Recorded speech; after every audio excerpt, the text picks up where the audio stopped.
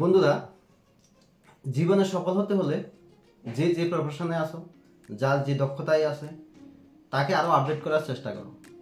এ নিয়ে আজকে একটি গল্প বলবো, কুটালে শান দেওয়া। জন নামে এক কাঠুরে 5 বছর পর্যন্ত একটি সংস্থাতে কাজ করার পরেও ওনার বেতন বাড়েনি।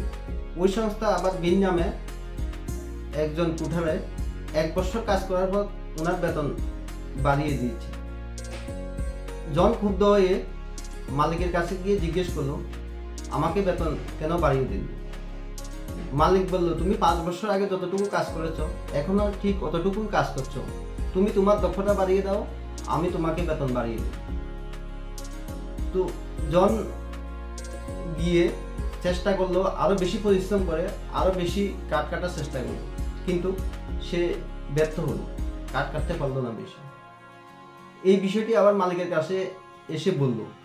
মালিক বলল, তুমি একটা কাজ করো, তুমি বিনের কাছে গিয়ে ওকে জিজ্ঞেস করো ওর কোনো টিপস বা কোনো ব্যাপার আছে কিনা, কি কারণে উনি এত বেশি কাঠ কাটে।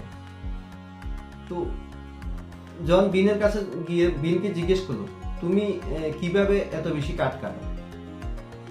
তো বিন বলল, আমি একটা গাছ কাটার পর 2 মিনিট কুটালে শান দিই, আবার পরে আরেকটি গাছ কাটি। তুমি শেষ কখন কুটালে শান দিয়েছিলে? এই কথাটি বলাতে জন বুঝতে পারলো তার সমস্যার কথা।